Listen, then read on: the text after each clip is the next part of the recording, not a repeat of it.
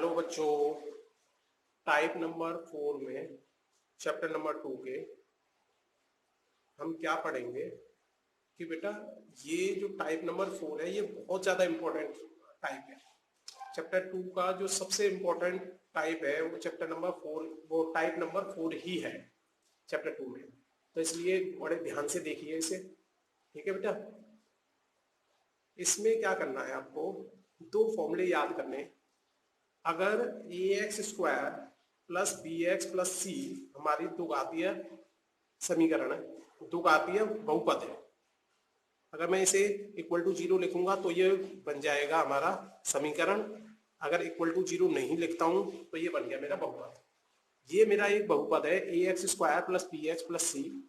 इसमें मूलों का योग मतलब सम ऑफ जीरोस का फॉर्मूला होता है। मैं जीरोस मान लेता हूं, अल्फा और बीटा इस इक्वेशन के दो जीरोस हैं, तो अल्फा प्लस बीटा की वैल्यू हो गई हमारी माइनस बी अपॉन ए। ठीक है, प्रोडक्ट ऑफ जीरोस, मूलों का गुणा या जीरोस का गुणा, शून्यांकों का गुणा, वो काई के बराबर होता है हमारा सी अपॉन ए के। इसे ऐसे याद कर सकते हैं बेटा, बी का मतलब है कोफिशिएंट ऑफ एक्स, ए का मतलब है कोफिशिएंट ऑफ एक्स स्क्वायर, सी का मतलब है कांस्टेंट, और यहां पर ए का मतलब है कोफिशिएंट ऑफ एक्स स्क्वायर। मतलब यहां बी जो है एक्स का गुणांक है, ए यहां पर एक्स स्क्वायर का गुणांक है। इसी तरह से ये दो फॉर्मूलों पर बेस हमारा टाइप नंबर 5, टाइप नंबर 6, मतलब 3 टाइप होंगे इस फॉर्मूले पे बेस। तो इसे बहुत अच्छी तरह याद करना है, बहुत अच्छी तरह समझना है, 2 बार 3 बार रिवाइज करना है, जिससे कि इस तरह का क्वेश्चन कोई छूटे नहीं exam. Type number 4, type number 5, type number 6, तीनों टाइप हमारे इसी फॉर्मूले के बेस हैं। सोचो, एक फॉर्मूले पर अगर हमारे 3 टाइप बेस हैं तो कितना बड़ा वो पूछा जा सकता है इस तरह का फॉर्मूला, मतलब कितनी बार आया होगा, जिसकी वजह से हमें इसे 3 टाइप में डिवाइड करना पड़ा। तो पहला टाइप है हमारा, देखिए कोई द्विघातीय बहुपद दे रखा है, क्वाड्रेटिक एक पॉलिनोमियल दे रखा है, ठीक है, उसके शून्यांक ज्ञात करने। शून्यांक ज्ञात करने के लिए मैंने टाइप नंबर 2 कराया था आपको, जो कि हमारे 9th क्लास का बेस है, लेकिन 10th क्लास में चैप्टर 2 और चैप्टर 4 दोनों में काम आएगा, तो उसे याद होगा आपको। अगर याद नहीं है तो टाइप नंबर 2 फिर दोबारा से देखिए, जिससे कि ऐसा ना हो कि कोई बहुपद दे रखा हो, द्विघातीय बहुपद, और हम उसकी क्या करें, शून्यांक भी ना निकाल सकें, जीरोस भी नहीं निकाल पाए उसके। ठीक है, तो इसलिए सबसे पहले हमें क्या करना है, इसके शून्यांक ज्ञात करने हैं। तो सबसे पहला काम हम शून्यांक ज्ञात कर लेते हैं, फिर उसके बाद आगे की बात करते हैं। ठीक है बेटा, जैसा मैंने टाइप नंबर 2 में सिखाया था उसी आधार पर हम इसके शून्यांक निकालेंगे। ठीक है, देखो सबसे पहला मैंने टाइप नंबर 2 जब कराया था तो मैंने कहा था हमेशा वेरिएबल की पावर घटते क्रम में होनी चाहिए। घटते क्रम में देखो, यहाँ पर x की पावर 2 आ रही है, जबकि यहाँ पर x की पावर 0 आ रही है, जब है नहीं तो यहाँ पे x की पावर 1 आ रही है। तो ये एक सीक्वेंस में नहीं है, तो सबसे पहले इसे एक सीक्वेंस में अरेंज कर लिया। सबसे पहले x की पावर 2, फिर x की पावर 1 वाला टर्म, फिर हमने लिखा कांस्टेंट। अगर ऐसा नहीं किया तो जब मैंने डिवाइड करना सिखाया था टाइप नंबर 3 में, तब भी ये कहा था आपसे कि सीक्वेंस का विशेष ध्यान देना है। ठीक है बेटा, तो हमने क्या किया, इसकी तुलना हमने A X square plus B X plus C अपने दो घातीय पॉलीगॉन से की। तो यहां से ए की वैल्यू 6 आ जाएगी। देखो बेटा, एक्स स्क्वायर से पहले ए आ रहा है, यहाँ पे एक्स स्क्वायर से पहले 6 आ रहा है, तो ए की वैल्यू क्या आ गई, 6। यहां पर एक्स से पहले बी आ रहा है, यहां एक्स से पहले -7 आ रहा है, विद साइन चलना है। यहां कांस्टेंट सी है, यहां कांस्टेंट -3। तो उम्मीद करता हूं हर बच्चा ए बी सी की वैल्यू तो निकाल ही लेगा। ठीक है बेटा, अब इसके बाद हम देखते हैं कि हमारा मेथड क्या कहता था कि हम करते थे ए और सी का मल्टीप्लाई। ए और सी का मल्टीप्लाई करते थे, तो ये बन गया मेरा 6 इंटू -3 मीन्स -18। फिर सेकंड स्टेप में हम क्या करते थे, सिंबल ऑफ सी देखते थे। साइन ऑफ सी क्या है, ये माइनस, या तो माइनस आएगा या प्लस आएगा। ठीक है बेटा, तो हमने देखा इसमें कि यहां पर ये क्या आ रहा है, माइनस, फिर यहां पे लिख देते थे माइनस, मतलब हर हालत में माइनस करके हमें बी लाना है। बी क्या है, 7। ठीक है, हमें पता है -7 है, पर इसमें हमें केवल वैल्यू पर ध्यान देना है, साइन पर ध्यान नहीं देना। हमारा काम बिना साइन के भी चल जाएगा। तो देखा हमने, सबसे पहले हमने क्या किया, क्या 1 की टेबल में 18 आता है, आता है? क्या 1 में से 18 माइनस करें या 18 में से 1 माइनस करें 7 आ सकता है? आप कहोगे नहीं, तो आगे चलो। 2 की टेबल में आता है? आप कहोगे हाँ। चलिए, अगर 2 में से 9 माइनस करूं या 9 में से 2 माइनस करूं तो मेरा 7 आ जाएगा? आप कहोगे हाँ।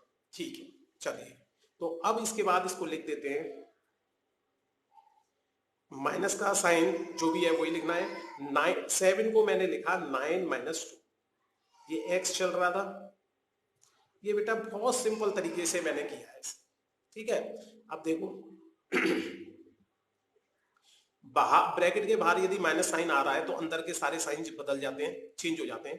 तो ये प्लस का 9 था, माइनस का हो गया। ये माइनस का 2 था, प्लस का 2 हो गया। x 9 के साथ भी आएगा, x 2 के साथ भी आएगा। बताइए, मैं चाहता तो डायरेक्टली ये स्टेप भी लिख सकता था, लेकिन क्योंकि अगर हमें किसी भी चीज को गहराई से सीखना है तो कोई भी स्टेप गोल नहीं करना। जब हम बार बार प्रैक्टिस करेंगे, जब एकदम वो जो चीजें वो हमें बहुत अच्छी तरह समझ में आ जाएंगी, उसके बाद अपने आप हम स्टेप गोल करेंगे, तब भी हमसे गलती नहीं होगी। ठीक है, तो शुरुआत में स्टेप गोल ना करें। अब देखा मैंने इन दोनों में, देखिए ये ग्रीन वाले दोनों दिख रहे हैं, ये दोनों ग्रुप बना दिए। अब मैंने देखा इसमें इसमें एक तो 3 कॉमन आ रहा है, एक कॉमन आ रहा है x। अगर 6 में से 3 ले लिया तो ये बच गया 2 और एक बच गया x। इसमें से 3 और x कॉमन ले लिया तो ये 3 बच गया। मैंने कहा था यहां पर सिंबल हमेशा थर्ड वाला लिखते हैं, तीसरे नंबर पर जो सिंबल। इन दोनों में कुछ भी कॉमन नहीं आ रहा। मैंने कहा था कुछ भी कॉमन नहीं आता तो क्या कॉमन आ जाता है, 1। 1 ले लिया तो ये बन गया हमारा 2x माइनस 3। अब देखो, क्या ये टर्म और ये टर्म हमारा सेम है? आप कहोगे हाँ। यदि ये दोनों टर्म सेम है तो इसका मतलब यहां तक हमारे फैक्टर सही चल रहे हैं। तो हमने क्या किया, 2x माइनस 3 कॉमन ले लिया। इसके बाद जब मैंने 2x माइनस 3 इसमें से कॉमन ले लिया तो ये क्या बचा मेरा, 3x। इसमें से 2x माइनस 3 कॉमन ले लिया तो ये बचा प्लस का 1। ये मेरे फैक्टर बन गए। अभी मेरे अल्फा बीटा नहीं निकले। अल्फा बीटा निकालने के लिए मैंने क्या कहा था, इन दोनों को किसके बराबर रख दो, सेपरेटली 0 के बराबर। देखो अभी हम नेक्स्ट पेज में करते हैं।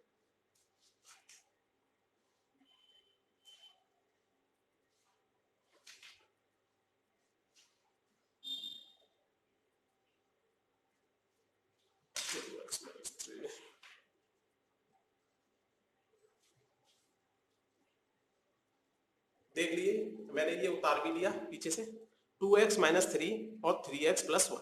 ठीक है बेटा, दिख रहा है? चलिए अब देखो, अब मैंने कहा था इन्हें सेपरेटली 0 के बराबर रखना है, तो आइदर फर्स्ट वाला 0 होगा या मेरा सेकंड वाला 0 होगा। यदि फर्स्ट वाला 0 है तो ये प्लस का माइनस का 3 है LHS में, जब RHS में जाएगा तो प्लस का 3 हो जाएगा।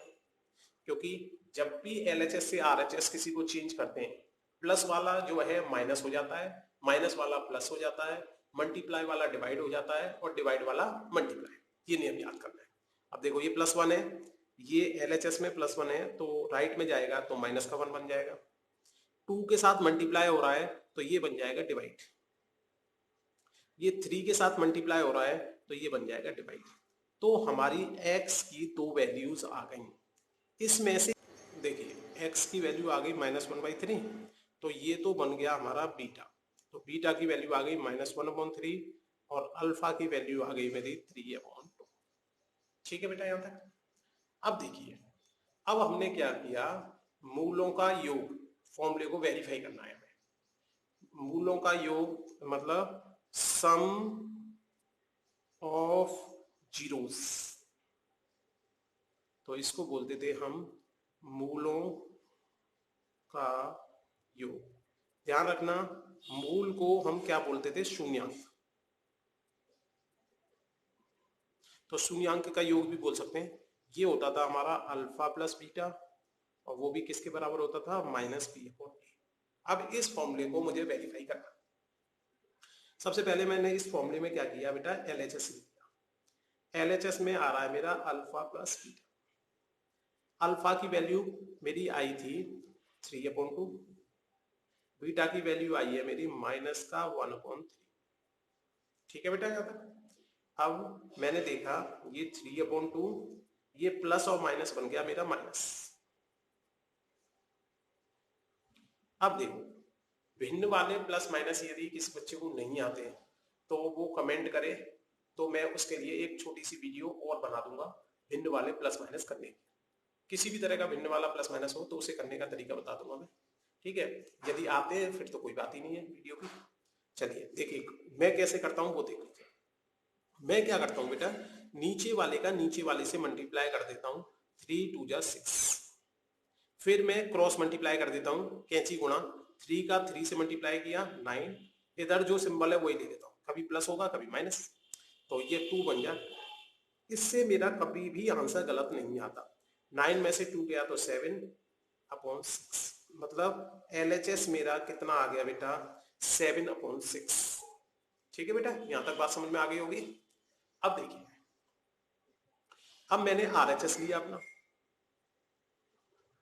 आरएचएस था मेरा -b/, बी की वैल्यू मेरी क्या थी?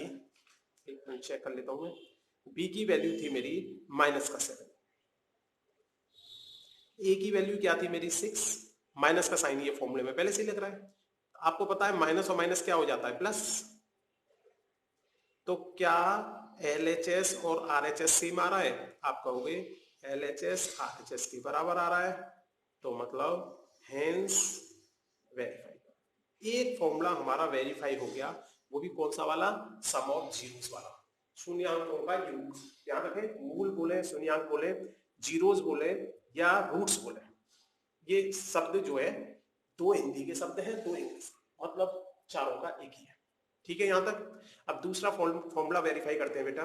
दूसरा फॉर्मूला क्या था हमारा? थोड़ा सा ऊपर कर लेते हैं। देखिए दूसरा फॉर्मूला था हमारा प्रोडक्ट ऑफ जीरोस। ठीक है बेटा, हम बोल सकते हैं शून्यांकों का क्या गुणा, प्रोडक्ट। ये हो गया अल्फा इंटू बीटा, और फॉर्मूला क्या होता था बेटा मेरा? C/A। चलिए सेम प्रोसेस, एलएचएस ले लिया। एलएचएस मेरा अल्फा इंटू बीटा है। अल्फा की वैल्यू मुझे पता है 3/2 है, बीटा की वैल्यू मेरी माइनस का 1/3, क्योंकि ये माइनस का आ रहा है, ब्रैकेट लगाना अनिवार्य है। अब देखो, ऊपर वाले का ऊपर वाले से मल्टीप्लाई किया तो माइनस का 3, 3 2 जा 6, नीचे वाले का मल्टीप्लाई करने का सिंपल तरीका होता है, ऊपर वाले टर्म का ऊपर वाले टर्म से मल्टीप्लाई कर दो और नीचे वाले टर्म का नीचे वाले टर्म से। अगर कट रहा है तो काट दो। अगर मैं इसे 3 से कैंसिल आउट करूं तो 3 से कटेगा 1 टाइम्स और 3 से कटेगा 2 टाइम्स, तो मतलब एलएचएस मेरा आ रहा है ये। आरएचएस चेक करता हूं, आरएचएस में आएगा मेरा C/A। सी की वैल्यू मैंने देखी, पीछे क्या थी वो देखी, सी की वैल्यू थी हमारी -3, सी की वैल्यू थी -3, माइनस साइन आ रहा है तो ब्रैकेट लगाना अनिवार्य है, और ए की वैल्यू थी हमारी 6। अगर मैं इसे कैंसिल आउट कर दूं तो ये हो जाएगा -1/2। देखो बेटा आप ध्यान से, एलएचएस भी मेरा -1/2 आ रहा है, आरएचएस भी -1/2 आ रहा है, LHS equal to RHS, hence verified. ये फॉर्मूला भी हमारा वेरीफाइड हो गया। लिखने का तरीका देख लीजिए, इसी तरह से क्वेश्चनों को लिखना है। ठीक है बेटा, अगर हमने इसी तरीके को फॉलो किया तो एग्जाम में हमारे मार्क्स नहीं कटेंगे। थोड़ा सा लंबा है मेरा, लेकिन आसान है। हर क्वेश्चन को हम इसी तरीके से करेंगे, कभी हमारा क्वेश्चन गलत नहीं होगा। अब देख लेते हैं सेकंड क्वेश्चन, इसी जैसा कोई सेकंड क्वेश्चन देखते हैं बेटा।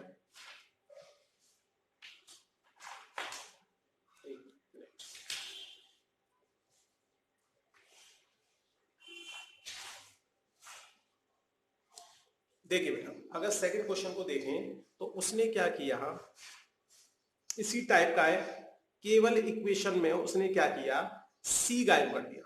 जो हमारी क्वाड्रेटिक इक्वेशन होती थी A X square plus B X plus C, sorry quadratic equation है, क्वाड्रेटिक पॉलिनोमियल, ठीक है। तो यहां पर ए की वैल्यू 4, बी की वैल्यू 8, सी की वैल्यू आई नहीं रही, तो इसका मतलब सी की वैल्यू क्या आ रही होगी, 0। जब किसी क्वेश्चन में सी की वैल्यू गायब हो जाती है तो उसका फैक्टर करना बहुत आसान होता है। देखिए आप ये देखो, इसमें इन दोनों में x कॉमन आ रहा है और 4 कॉमन आ रहा है, तो 4x कॉमन ले लिया हमने, ये बच गया मेरा 4x कॉमन ले लिया, तो केवल x और ये बच गया मेरा, यही इसके फैक्टर हो गए, खत्म। अब मैंने कहा था इन्हें आपस में सेपरेटली इक्वल टू 0 रख दीजिए अल्फा बीटा निकालने के लिए। तो एक बार 4x को 0 के बराबर रख देंगे, एक बार x प्लस 2 को 0 के बराबर रख देंगे। अगर 4x को 0 के बराबर रखेंगे तो ये 4 मल्टीप्लाई हो रहा है, तो आप कहोगे डिवाइड होगा। मैंने कहा था 0 को यदि किसी नंबर से डिवाइड करते हैं तो हमेशा क्या आता है, 0, ठीक है। अगर ये प्लस का 2 है LHS में, RHS में जाएगा तो क्या हो जाएगा, -2। तो एक वैल्यू को हम अल्फा मान लेंगे और एक वैल्यू को हम क्या मान लेंगे बेटा, बीटा। अब हम वेरीफाई कर देंगे अपना फॉर्मूला। देखिए sum of zeros equal to alpha plus beta. Sum of zeros का मतलब अगर हिंदी में बात करेंगे तो क्या बोलेंगे, शून्यांकों का योग, ठीक है, इक्वल टू -b/a। LHS लेंगे, अल्फा प्लस बीटा, अल्फा की वैल्यू 0, बीटा की वैल्यू -2, माइनस में आ रही है, ब्रैकेट लगाना अनिवार्य। अब जब इसे ब्रैकेट को खोलेंगे तो प्लस माइनस माइनस हो गया, तो ये बन गया LHS हमारा -2।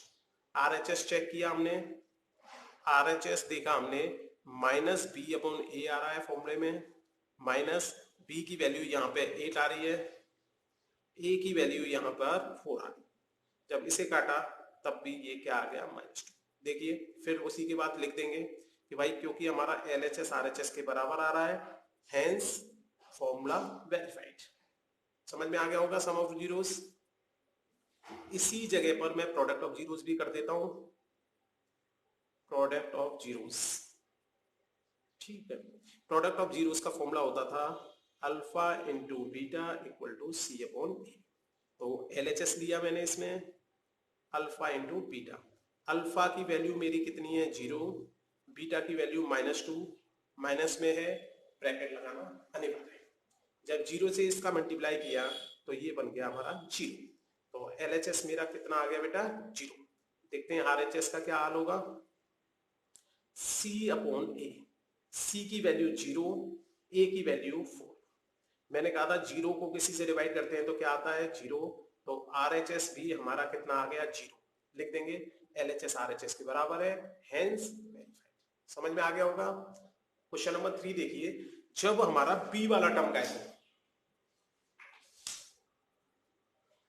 देखिए क्वेश्चन नंबर 3 क्या कहता है बेटा, जब b वाला टर्म गायब हो गया, मान लीजिए ये क्वेश्चन है x² - 15। अब हमारा जो x का कोफिशिएंट है ना वो गायब है, तो हम क्या करेंगे, कोई नहीं, हम तो कंपेयर करेंगे अपने इक्वेशन से, क्वाड्रेटिक पॉलिनोमियल से, ax² + bx + c।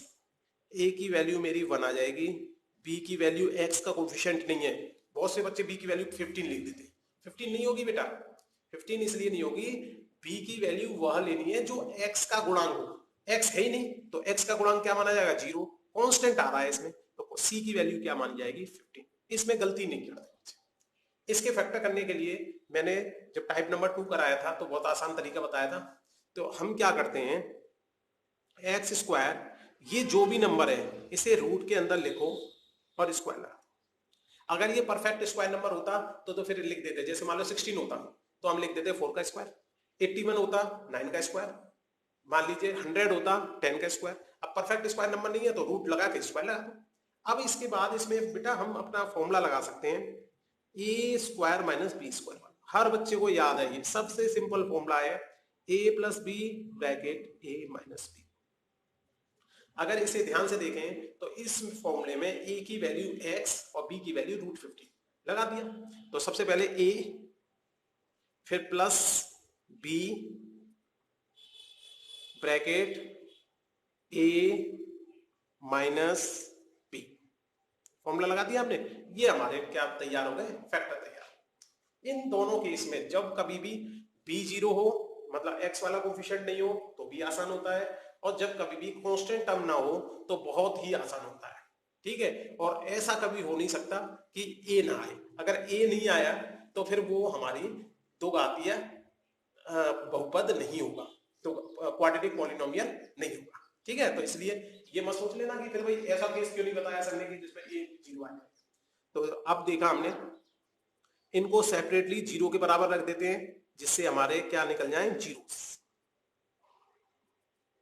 अब हमने इसके, ये प्लस का रूट 15 है, आरएचएस में जाएगा। अब सब बच्चों को याद हो गया होगा, तो ये किसका हो जाएगा बेटा, मेरा माइनस का। ये एलएचएस में प्लस का है, जब ये राइट में जाएगा, सॉरी एलएचएस में ये माइनस का है, जब राइट में जाएगा तो ये हो जाएगा प्लस का। मैंने बताया अगर एलएचएस में प्लस की कोई चीज आ रही है तो आरएचएस में जाके वो माइनस की हो जाती है, अगर माइनस की आ रही है तो वो प्लस की हो जाती है, मल्टीप्लाई की आ रही है तो डिवाइड की हो जाएगी, चेंज होगी, और डिवाइड की आ रही है तो मल्टीप्लाई। बस ये नियम याद रखना है। ठीक है बेटा, चलिए अब एक को हमने अल्फा मान लिया